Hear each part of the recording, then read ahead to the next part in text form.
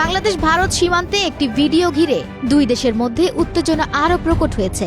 সম্প্রতি সামাজিক যোগাযোগ মাধ্যমে ভাইরাল হওয়া একটি ভিডিওতে দেখা যায় ভারতের সীমান্ত রক্ষী বাহিনী বিএসএফ এর এক সদস্য বাংলাদেশের ভেতরে অবৈধভাবে প্রবেশ করে ধরা পড়েছেন। ঘটনাটির চেয়েও বেশি আলোড়ন তোলে ভিডিওর দৃশ্য, যেখানে ওই বিএসএফ সদস্য অস্ত্রসহ ধরা পড়ে বাংলাদেশের বর্ডার গার্ড বিজিবি সদস্যের পা ধরে বসে আছেন। বিজিবি সদস্যের পা ধরে বিএসএফ এর এক সদস্যের বসে থাকার ভিডিও ভারতে আর দেখা যাচ্ছে না। অনুসন্ধানী সাংবাদিক জুলকারনাইন সায়ের শেয়ার করা ভিডিওটি ভাইরাল হওয়ার পর ভারত জুড়ে আলোচনার ঝড় তুললেও ফেসবুক কর্তৃপক্ষ সেটি দেশটিতে সীমাবদ্ধ করেছে।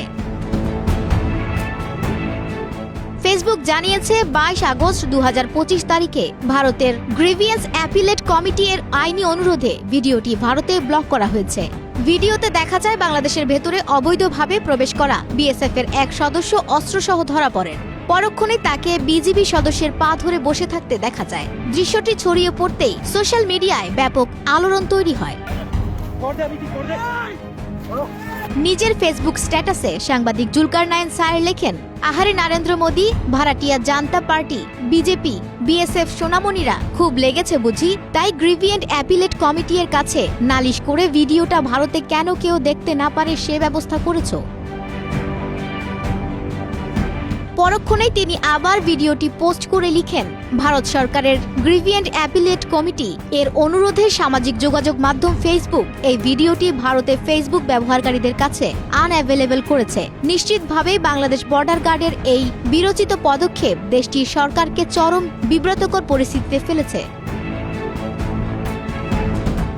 বাংলাদেশ ভারত সীমান্তে সাম্প্রতিক সময়ে উত্তেজনা ক্রমেই বাড়ছে। বিএসএফ এর বিরুদ্ধে সীমান্ত অতিক্রম, নিরীহ মানুষ হত্যাসহ নানা অভিযোগ আগেও একাধিকবার উঠেছে। ঠিক এমন প্রেক্ষাপটে এই ভিডিও ভাইরাল হওয়া এবং পরে ভারতে তা নিষিদ্ধ হওয়া নতুন বিতর্কের জন্ম দিয়েছে।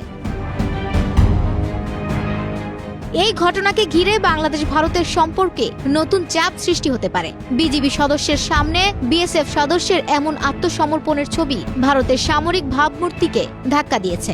অন্যদিকে বাংলাদেশি জনমনে এটি এক ধরনের আত্মতৃপ্তি ও বিজিবির প্রতি আস্থার প্রতীক হিসেবে দেখা হচ্ছে। বিশ্লেষকদের মতে ভিডিওটি ভারতে ব্লক করা মূলত লজ্জা এড়ানোর চেষ্টা, যা সীমান্ত পরিস্থিতিকে আরও সংবেদনশীল করে তুলতে পারে। আফসানা ভুইয়া, প্রবাস খবর।